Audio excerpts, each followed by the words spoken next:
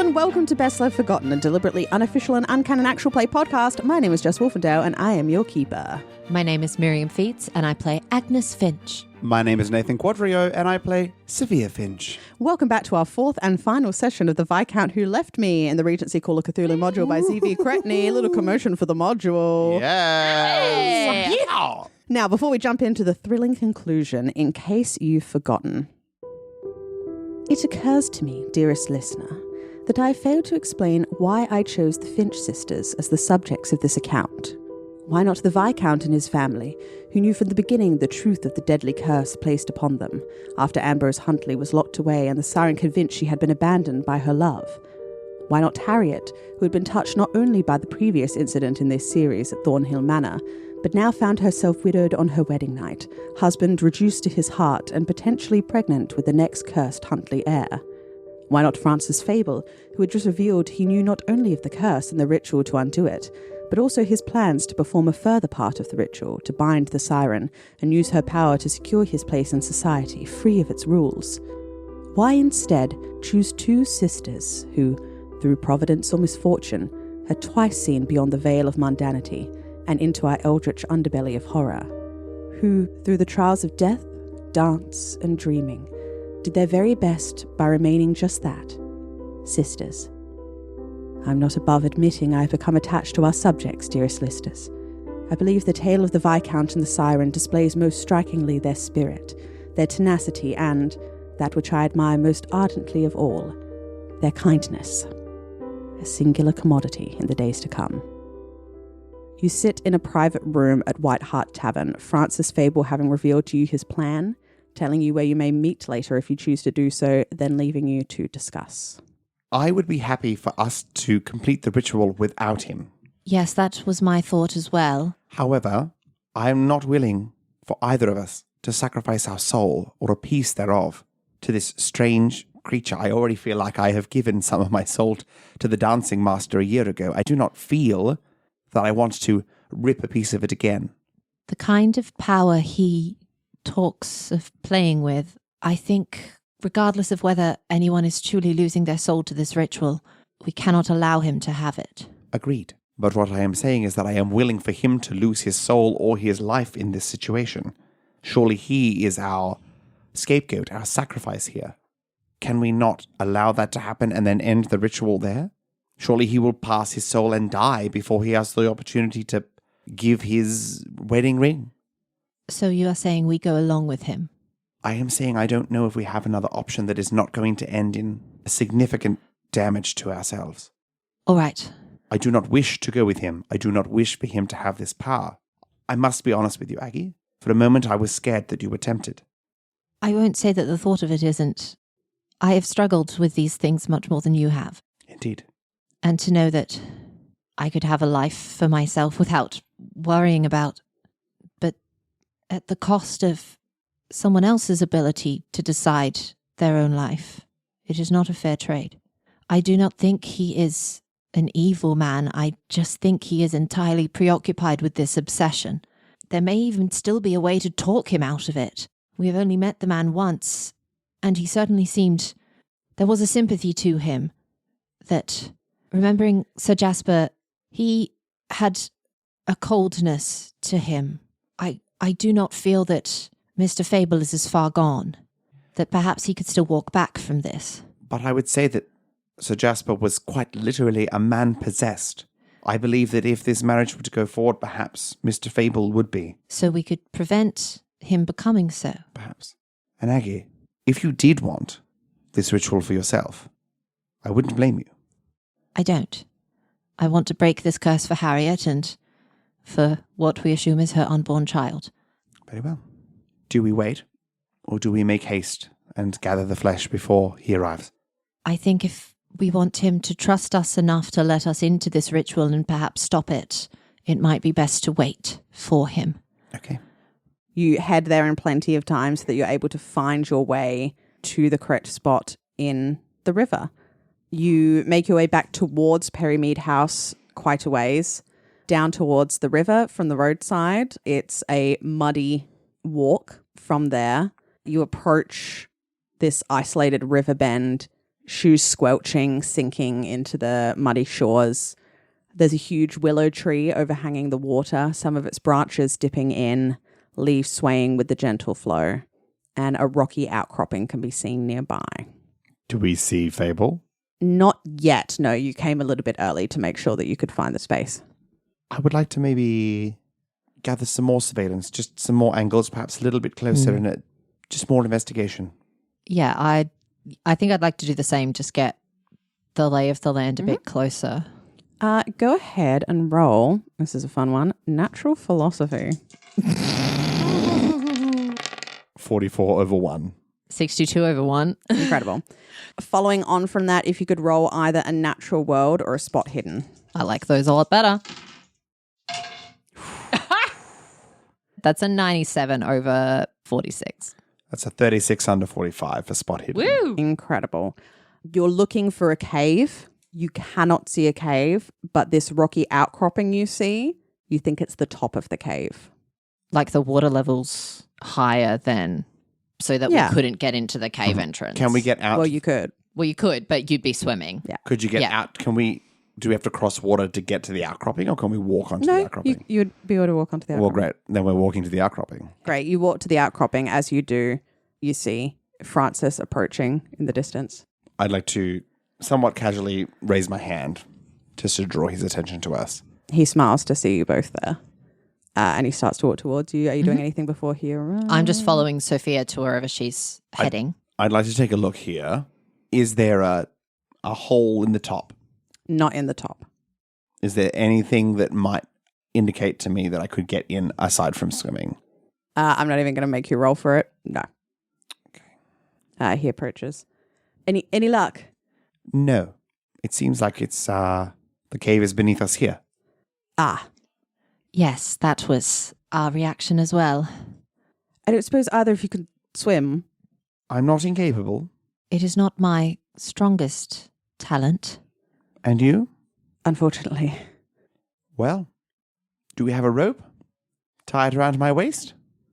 I didn't bring a rope with me, but give me a moment. I can go back to the carriage, see if they've got any spare. They? The carriage drivers? Do the carriage drivers swim? I can ask, but I think that may raise more questions. Well, fair enough.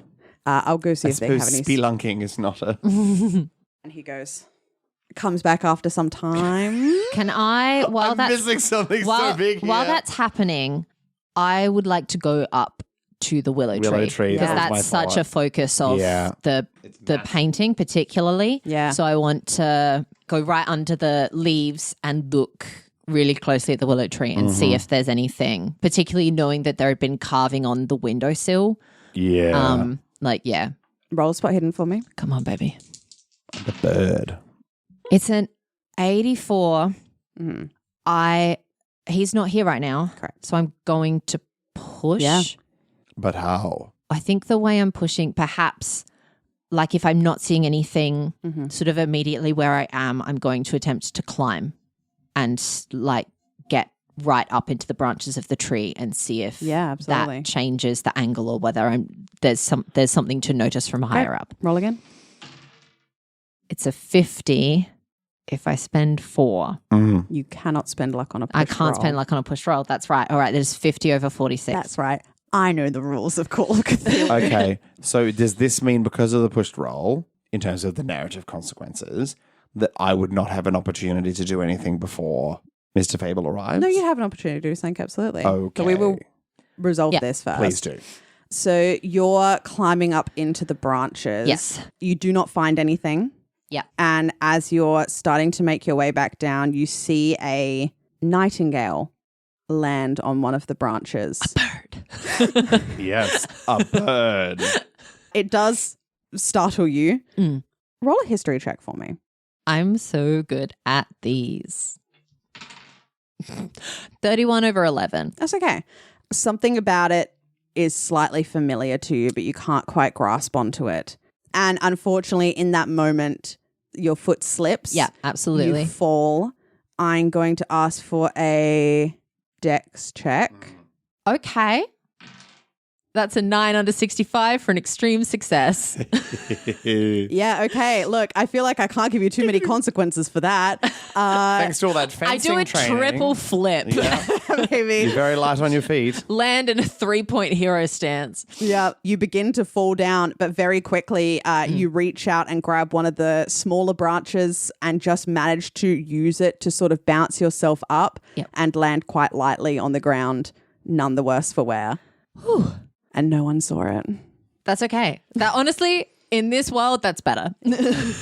Sophia, what are you doing? Seeing Aggie climb the tree, To no success whatsoever, but I would like to wander around where I am and probably move towards the willow tree as well. And begin to, not quietly, but at least to myself, sing the tune of the siren's song. All right. Can I get you both to roll a history check for me?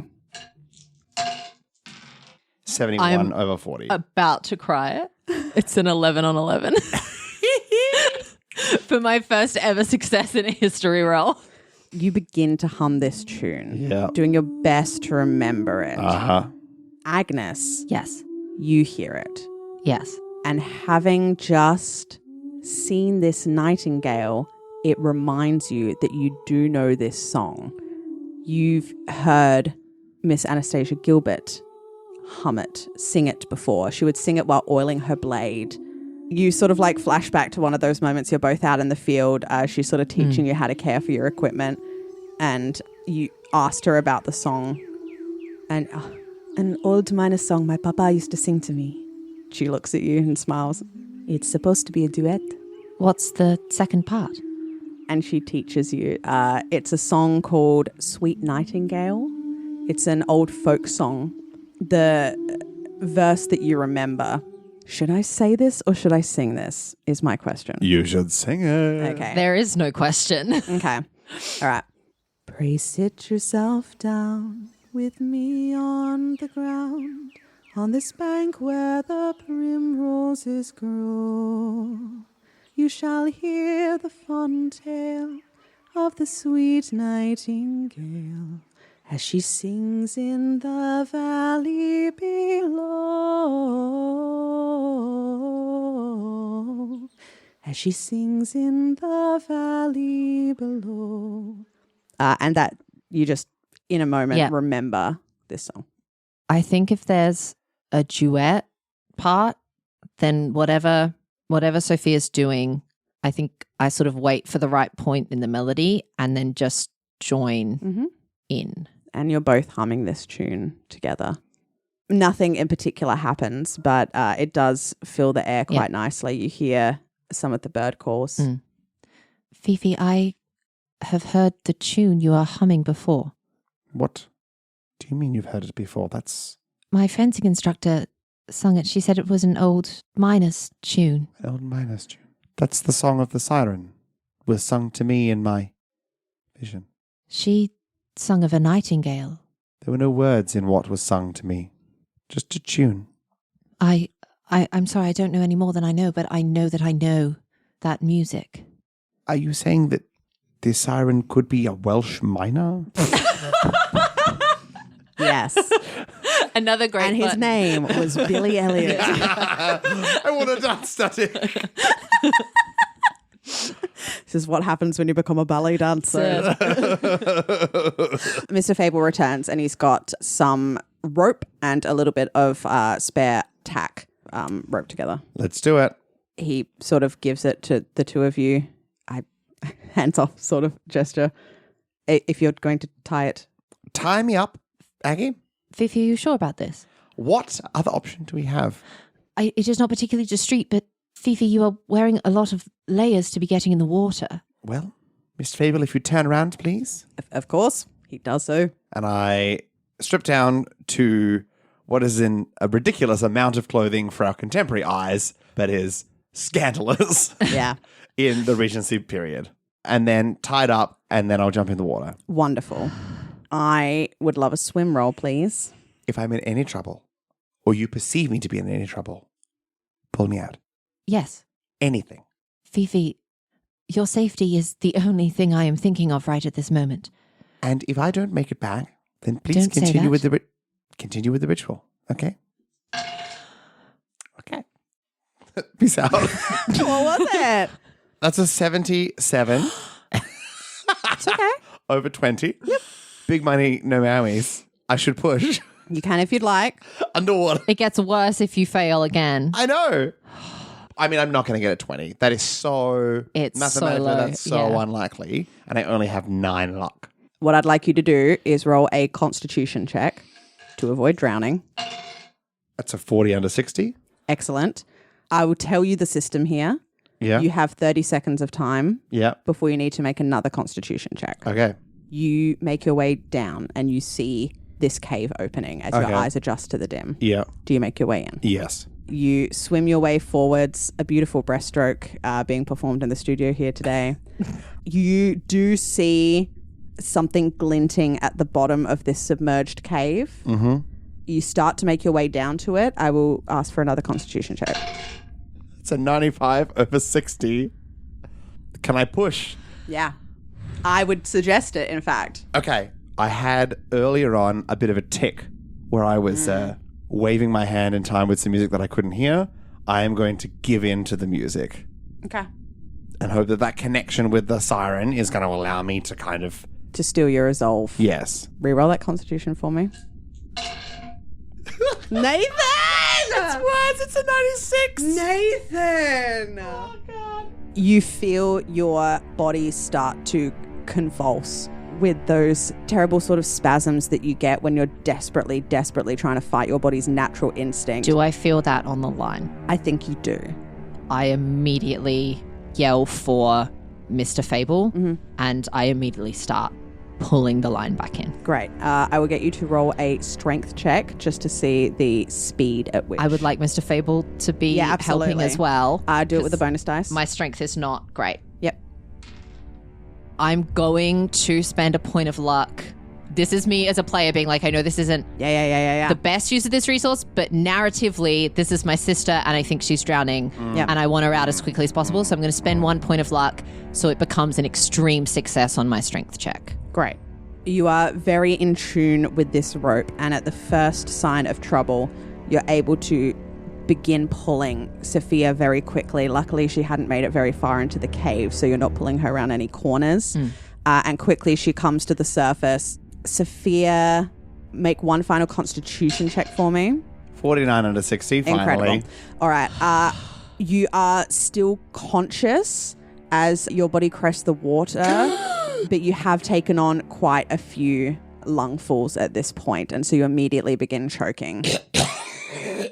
I pull her out of the water as quickly as possible. I think I don't know the Heimlich, so I'm just patting her, I guess, like strong pats on the back. Yeah, absolutely. You expel all of the water.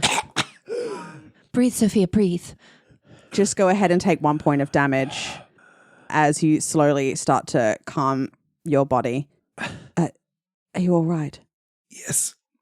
There was a glint in the cave under there. There was something there. If you give me a break, I can go again. No, you're not going in there again, Fifi. You almost drowned. Are we leaving Harriet's child to die? In the pictures that we saw, the water was not this high. With my natural philosophy knowledge, it has been nigh on 100 years. The river changes course. Parts become deeper. I was so close, Aggie. Darling, you nearly died. But I didn't. And I've got you by my side. Well, by my rope. We've still got some time. We should take a rest. Yes. He takes off his coat and sort of gives Thank it to you to Thank you. cover yourself. Go ahead, one of you, roll a luck check for me. That's a 9 on 9. That is crazy. Genuinely insane. Oh my gosh. That is crazy. Like, I need to roll a sanity check Yeah, me too. from that experience. No one sees you out here in your undergarments. Yep. Despite you taking your moments to rest, you are safe to do so. One more time, Maggie. Only once. I'm not...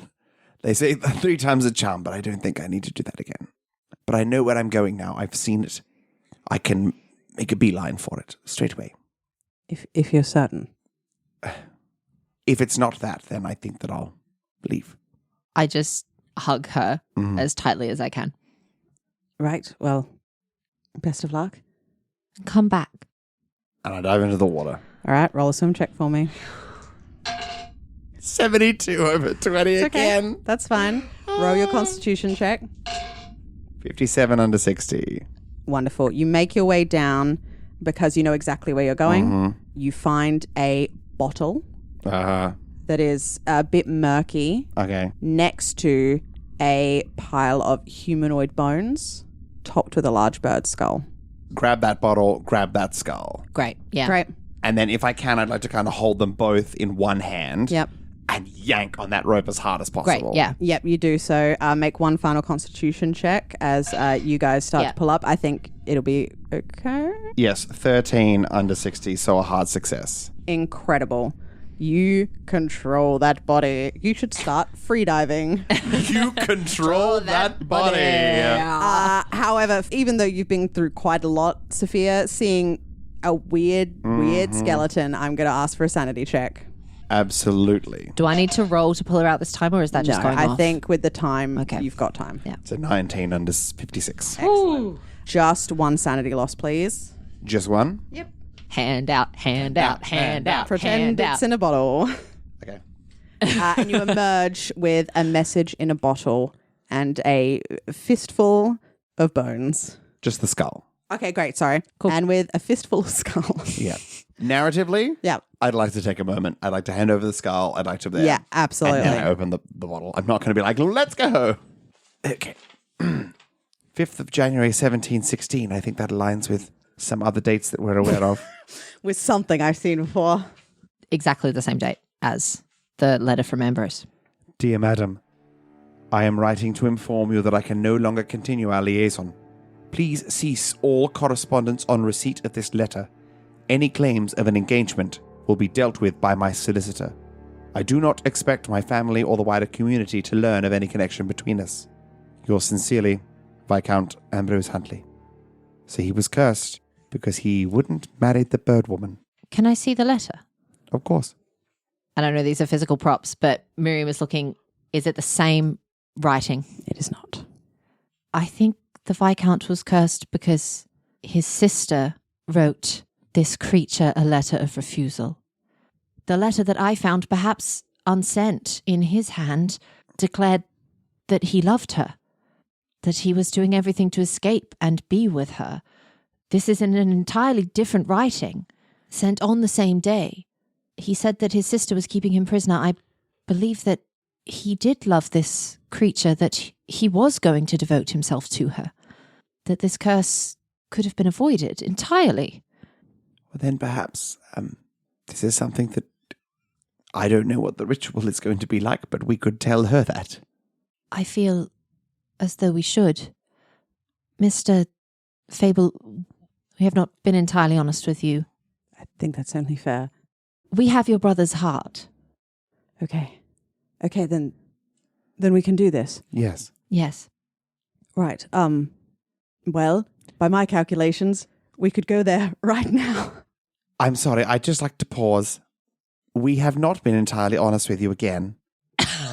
This one feels slightly less fair, but go ahead. No, we found the heart hidden in a wine barrel in the church in the communion wine. And we're about to go to that church. And my suspicions have largely been correct so far, although often quite wild and strange. And I don't know if we can entirely be safe in that space. How did it end up in the communion wine if not? We think perhaps someone found the heart. The valet with the heart, killed him, and then hid it in the wine barrel. And I think that we were there. Mr. Coupland was shocked, I believe. Yes. Genuinely. He did not know that it was there. The verger. Yes. Yes. Then do you have any idea who it could have been? Well, I suspect the bishop. Admittedly, because he's the only NPC we encountered while we were there. So I have no other choices. No, I see. He is the family. He married Thomas's father and my mother. And he would be in a unique position to know about the curse. He certainly seemed very willing to adapt to the strangeness of the marriage vows. ceremony. Yes. Thomas was attending counselling sessions with him, was he not? Yes. Perhaps in one of these sessions he revealed the full extent of what could be done. Yes. Perhaps do you think then the bishop is trying to do exactly What we're doing? we are? Not necessarily to end the ritual, but to achieve your end. Perhaps. Then again, he could just as well be hiding the heart so that it cannot be broken. I cannot imagine why, but... What would he gain? I think that we need to head to the church to find out. All right. You go to the carriage. I'll prepare myself and we'll meet you there. Of course. Yes. And he makes his way up. Aggie, perhaps this is an opportunity for you to use some of the fencing skills that you've been preparing. I feel like that's something that we need to be aware of as a risk. I am willing to fight if that is what it comes to. I hope it does not. I agree. But we do not have all the information, and if the bishop is involved... Yes. If If. we could go there and everything goes off without any problem. But somebody killed the valet, Yes. and somebody took the heart Yes, and I put it know. in the wine. Somebody, and it seems like holding up the skull, it wasn't the siren. That was my theory, but it wasn't. I'm committed to this. Sophie, I promise. Whatever it takes. Let's do it then. As you head to the Abbey, it is approaching nightfall. Twilight is staining the white buildings, and you head inside. There is no one currently in the church. And Thomas goes, well, are we ready? I'd like to just kind of like walk around to where the corridors or doors that lead out of the main space and just like listen and see if I can hear if anyone's further in the church that we're not seeing. Yeah, absolutely. Give me a listen check. I would like to do the same, and I would also like to know, do we know if the bishop lives on site or does he have a separate home? I know everything. Well, do you? Of all time. Yeah, I rolled so well. It's a 4 under 40, which makes it an extreme success. Wow, amazing. Yeah. Then I won't roll. Okay, great. I love that. With an extreme success, you can hear some very faint, faraway sounds. You know that the bishop does live here. Yes. But it sounds like he is up in his rooms, likely not nearby at all. I can hear the bishop, but I think he's in his rooms. I'm not sure how quietly we can perform this ritual, but perhaps as quietly as we can would keep him out of Yes, of course. our hair. I think we can be quiet. I don't know exactly what will happen in the ritual and how quiet that will be. We are summoning a bird woman. The entryway or doorway or corridor, wherever I heard that noise coming from, is there a door that we can shut and push something up against to kind of just barricade us in so that if absolutely. he comes down, it will take him a while to interrupt? I'd like to do that to every door. Yeah. But in such a way that probably more so on that door to block, but also a way that we could get out if we needed to. So my main goal is like stopping people coming in rather than us getting out. Yeah, absolutely. If you want to like just cover it 3/4 of the way, essentially, so there's still an area for you to slip out, or some, it'll at least take people a while to come in. / you can just knock it aside. Yeah, you've got pews, you've got like bookcases and stuff like that. So you guys can set up doing that. Give me some strength checks, please, and Francis will do the same. I'm worried that these dice might anything. be weighted because I just Oh rolled my another 4, God. which is another extreme success. Yeah, I've got 30 under 50, which is a success. With the 65, he fails, but Agnes, because of how you're built, you've come up with ways around brute strength. And so you know about like leverage and stuff like that. And so you're able to move these things in a smart way. Whereas Francis is just sort of like feet going out from underneath him, trying to push a pew like almost parallel with the floor. Like that's where he's at. God bless this man. Never done a hard day's work in his life. Correct. And with the doors barricaded, the sun has dipped below the horizon, and you see the first beams of moonlight coming through the windows illuminating the white stone top of the high altar of the church. And you begin to lay out the items. Blood of the cursed. You place the heart, Yes. Agnes. It flattens slightly under its own weight, still faintly oozing that sickly green sludge across the marble. Flesh of the cursor. Sophia, you place. The bones rattle, brittle and hollow. Soul of the undoer. Francis takes a small silver pocket watch from his waistcoat, removes the chain, and places it on the altar. There's a faint hum as the last item is set, and the air crackles with anticipation. Francis looks at the two of you. Now we have to repeat the curse 3 times in reverse. Esamorb, C, Acorb, A, Turger. As the words leave your mouth, can you each roll a power check? It's going to be a group power check, which means we all roll against the lowest power stat in the group. And if the majority passes the check, it's a success. If majority fails, it's a failure. So what is the lowest power? I've got 65. And I've got 60. Francis has high power, so that's going to be against the 60. All right, that's a success from me. I'd like to use one of my luck points because I rolled a 61, and that will bring it down to 60, which would make it 2 successes. And with a 10, that's 3 successes. Can you each spend 3 magic points? Yes.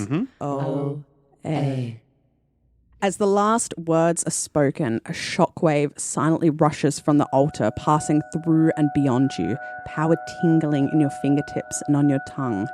You hear the windows rattle and the resonance of the church bells high above as, like steam from hot rocks, mist begins to rise from the cold stone floor. The items on the altar seem to crackle and spasm as they too emit this fog, rising and merging and coalescing. Shadows flit through the column of mist, forming into an unearthly shape, a human head with gnarled wings and piercing claws, until 2 golden orbs appear in its slowly melding face. A soft song begins to echo through the space towards you, Agnes, a sweet, lilting melody that swells through your mind. Roll a power check for me. 47 under 65. Incredible. You may act of your own volition. Sophia, Sophia, you feel those claws on your heart once more as the church fills with a cacophony of shrill bird cries piercing into you. Roll a sanity check. Oh, I've taken quite a hit to my sanity. You're quite good at them. That's a 74 over 55. Yep. No! That's just 1 sanity loss. You hear resonating through the center of your being, but still echoing through the hallowed halls, a terrible voice caught somewhere between cawing and wailing and the beating of tide against rocks. What mortal summons me from my grave? I sense traitorous, inconstant human hearts still beating. As it speaks, the shadows lash out through the mist. What do you do? We mean you no harm. The head whips towards you, and you feel its eyes boring into you. We mean you no harm, and we mean you no treason. We come to right a wrong that was done to you many years ago. And I'm going to pull the letter that Ambrose wrote to her. You lost someone many years ago. You think that he broke your heart. She screeches. But he didn't. He loved you. He wanted to reunite with you. It was his sister that shared my name that stopped him. He would have been with you. He would have loved you the way you wanted him to. And I'll hold it out. You notice her frenzied wings slow down for a moment as you hold it out, and she sort of like looks over it, cocking her head side to side, peering down. Francis sort of like nods at you encouragingly. Roll a persuade check for me. And I'll give you a bonus dice from Francis, who's sort of going to move forward, and her eyes briefly flit to him, and you can see some form of recognition. Even though he isn't a full-blooded Huntley, she can sense some connection there. That's the same roll on both. And it is a 44 over 25. I'm going to push it. I think I look at her. Ambrose, he says in his letter, that yours is a love that transcends time and earthly attachment. Surely, if that is true, regardless of the words that you were given, he loves you still, even in his death, that his family do not deserve this curse you have wreaked upon them. She makes this noise coming from deep in her chest, this broken cawing. I want you to roll again for me.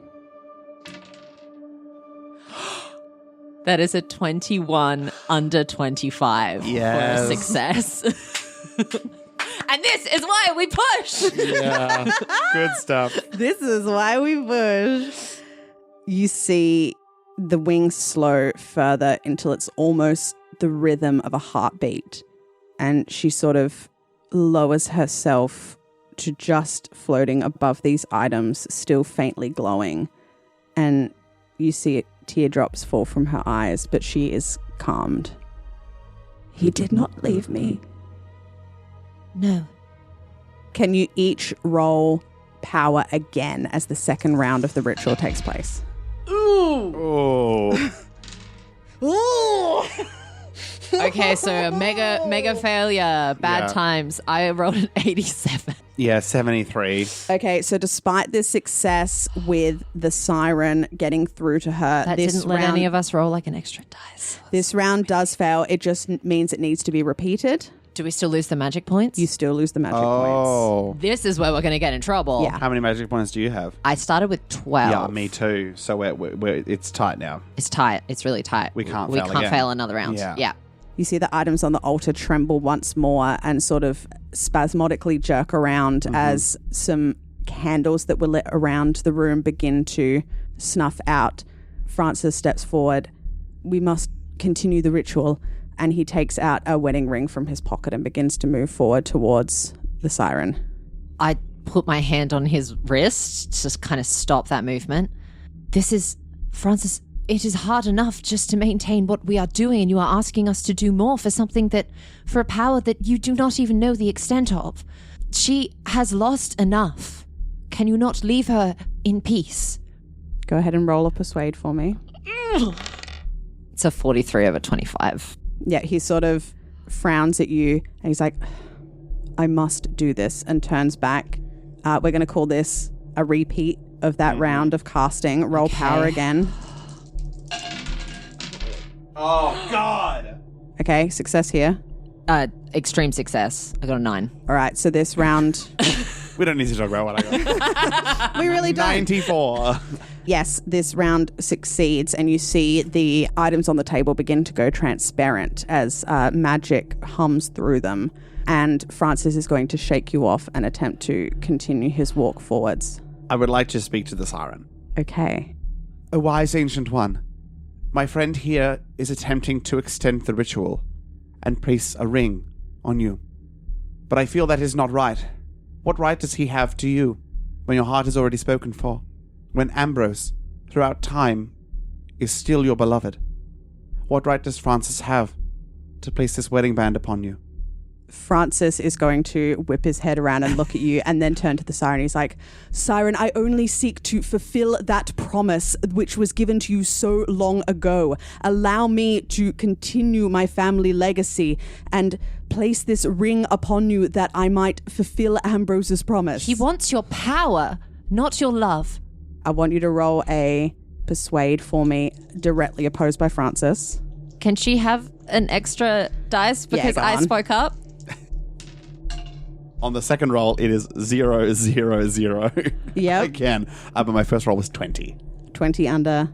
20 under 53, which makes it a hard success. Okay, he also got a hard success with 34 under 75. So I'm going to say that the siren currently is not going to actively do anything. You are now direct opposition with Francis, who is sort of staring at the siren but moving away from you towards her. Big money, no whammies? I mean, yeah. Great. I'd like to draw my sword. Yes, you do. Wonderful. If Fifi draws, so do I. Okay, you both draw, and Francis sort of freezes and turns his head towards you slightly. What are you doing? Put the ring down, Francis. This is not our first time encountering powers such as this. and we will not see anyone play with them.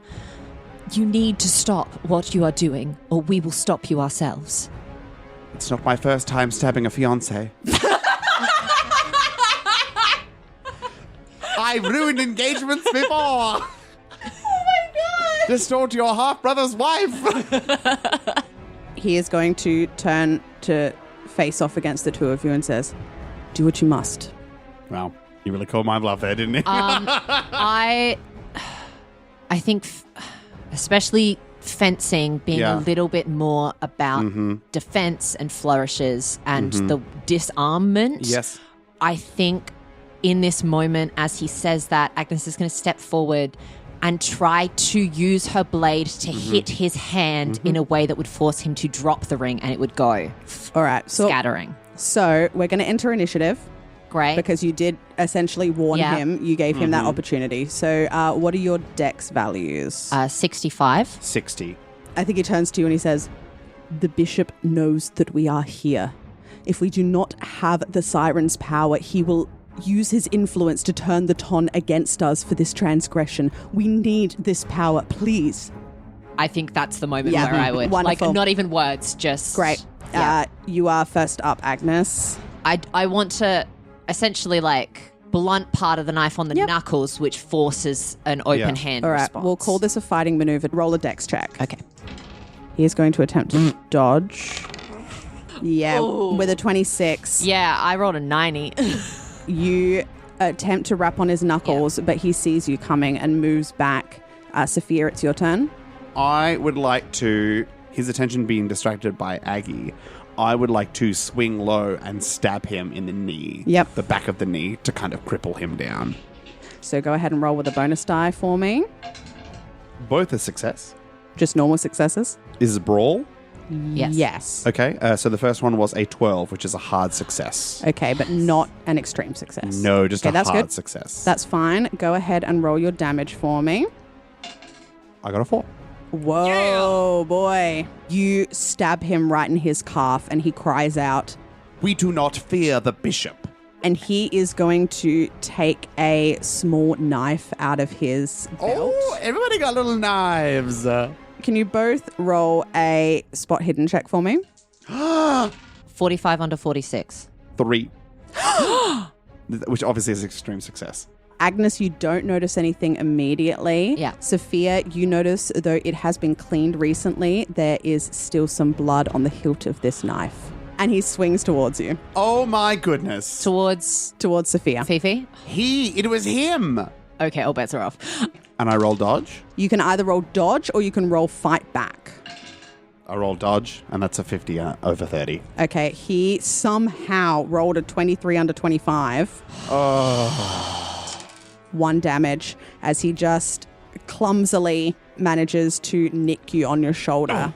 We are back to you, Agnes, as you can see the siren behind you beginning to grow restless. Well, in front of you, behind Francis. There's not a way that I can, like, try and close the ritual off while he's distracted. If you want to concentrate on finishing the ritual, I would say if you spent your round doing that, at the end of this round, I would allow the final roll. Okay, yeah, no, that's what I want to try and do. Absolutely. Seeing that he's distracted with Sophia, I'm like, if we can close this thing off before he can get the ring to her, then that solves the problem. Great. So, yes, that's what I think I look and I see that Sophia is kind of doing okay and, and try and just get this ritual finished. Absolutely. You shift your concentration back to the siren and you begin to repeat those words again. Sophia, it is your turn. You are in a knife fight. Okay, so I would like to go up behind him and I would like to try to cut his throat so that potentially later we can make it look like he did it himself. Okay. Are you trying to grapple him or are you just trying to inflict damage in this moment? Just trying to inflict damage. Amazing. Roll another brawl for me. Whoa! Oh! 24 under 25. Oh! All right, he is going to attempt to dodge once again. He cannot do it. Yes! He rolls a 55. Go ahead and roll damage for me. That's another 4 damage. Wow, incredible. You drag your blade across his throat.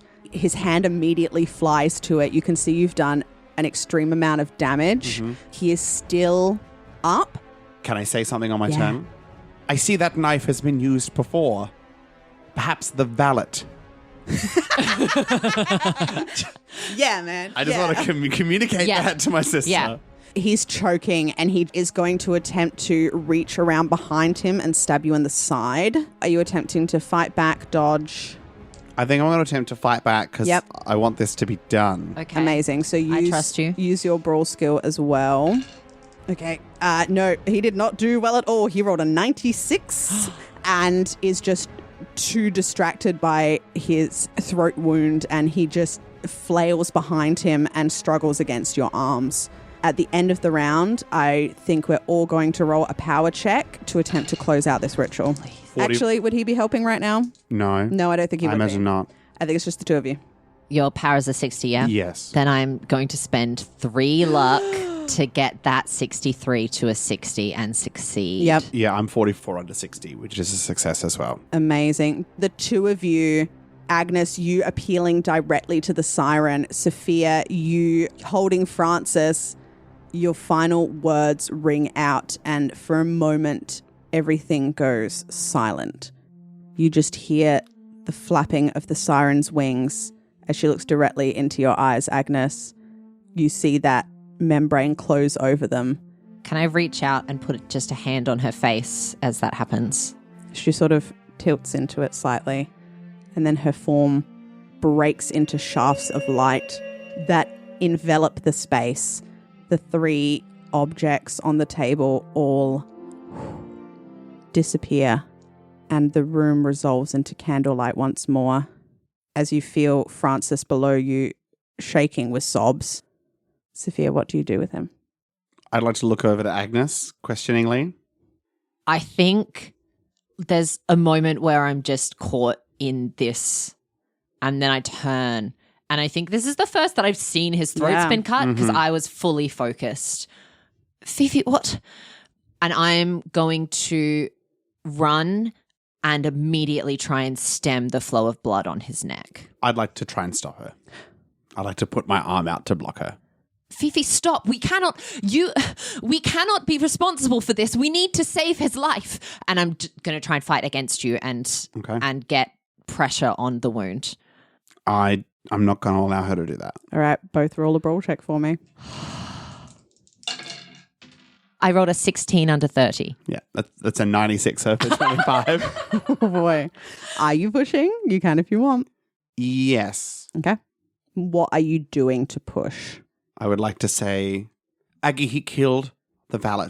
There is blood on these hands. And there will be blood on yours if you do not let me to him. There is enough blood on my hands as it is. Unless your roll again. works, I'm not stopping. 96 again. What? The same roll. Check your dice. 96s. You get pushed to the side, Sophia. I mean, I don't think anything bad happens to you. It's your sister.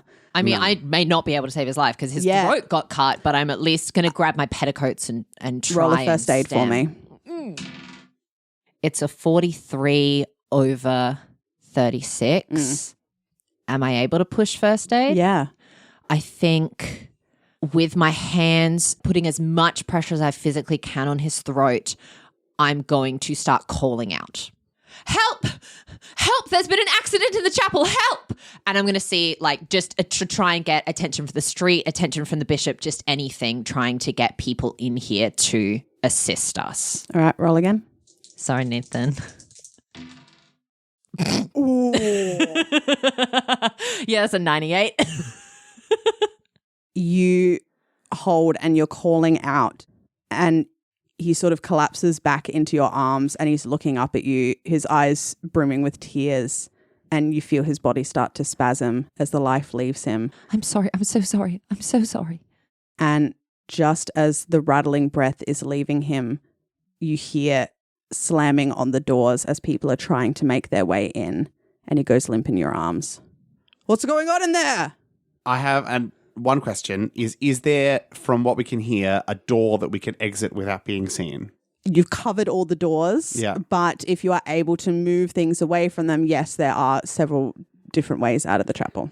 I would like to move over to my sister and pull her off of Francis. Are you allowing this? I don't know if it's allowing as much as like I don't think Agnes is in her body anymore as he sort of dies in her arms. I think there's just that complete disconnect and disassociation. So like Fifi can kind of move me however she wants, but I'm empty while she's doing it. You pull Agnes away. Amongst our belongings, we have this burnt letter that says, "My dear Harriet, I beg of you, please forgive. It breaks my heart." I would like to crumple that up and put it in his hand. And then I'd like to leave. All right.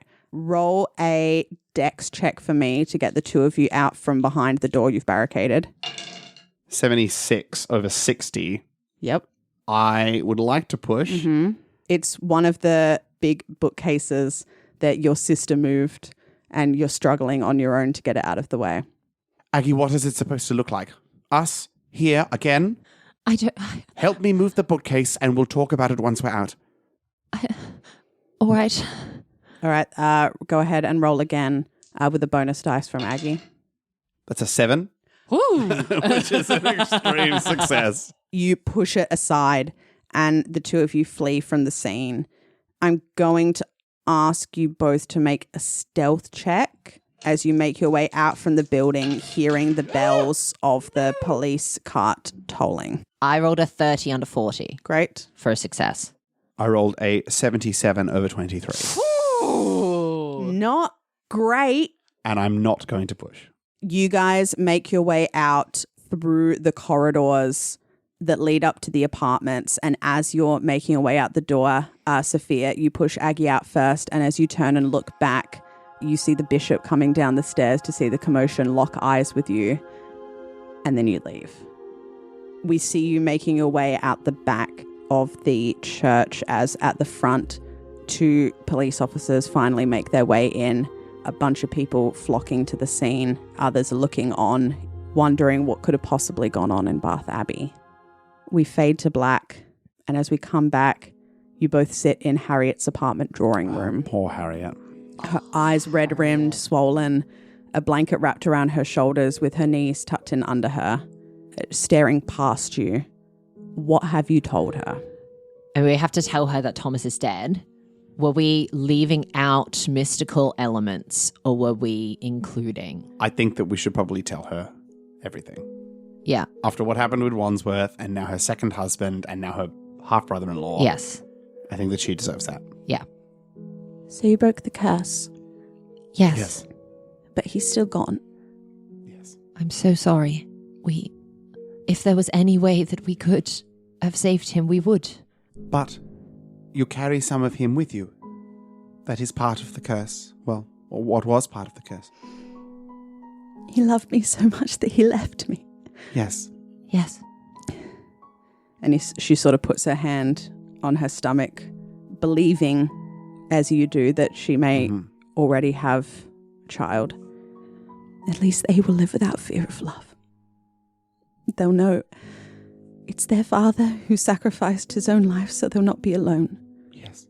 It's a horrible fate to be alone. But what a joyous fate to have a mother like you, Harriet. Thank you for all you've done for us. I'll understand if you do not want to see me again. I seem to manifest terrible fates for those close to me. I thought that I would say the same to you, Harriet. I thought that you would wish to never see us again. You've been very dear friends. As have you. Absolutely. Well, my family's coming to stay with me until the investigation is concluded and the estate can be sorted out. I suppose I'll get to meet his mother sooner rather than later, at least. Yes. She went through the same after all. Of course. Perhaps you could write to me. We can Of course. speak soon. As much as you wish. I will write you every day if you wish it, Harriet. Thank you, Aggie. And I might come visit. I think I may be in want of visiting Bath a bit more often. Is that so? Aggie, let's worry about Harriet right now, okay? She sort of stands up and escorts you both to the door and shuts it behind you. She stays there a moment, resting her head against the door. She takes a deep breath, turns, seeing the Viscount's coat hanging in front of the hall mirror, carefully takes it down. She holds the jacket to herself, one hand resting softly on her stomach, the other on her heart. Her throat works silently, but there are no more tears to fall. Eventually, she turns away, moving back down the hall towards her room. Her reflection watches her go and smiles. And that's where we'll end the session. You've been listening to Best Left Forgotten. You can find and follow us on X, Instagram, and Blue Sky at Best Left Podcast, and on our Best Left Forgotten Facebook page, where we post updates, info, and additional content. A full song and artist list for this episode can be found in the description. Our cover art is by Irit Mogilevsky, who can be found on Instagram at irit.mog. Thanks to Jess Wolfendale, our editor, Miriam Feats, our social media manager, and Nathan Quadro, our producer. If you enjoyed our episode today, please leave a review and tell your friends.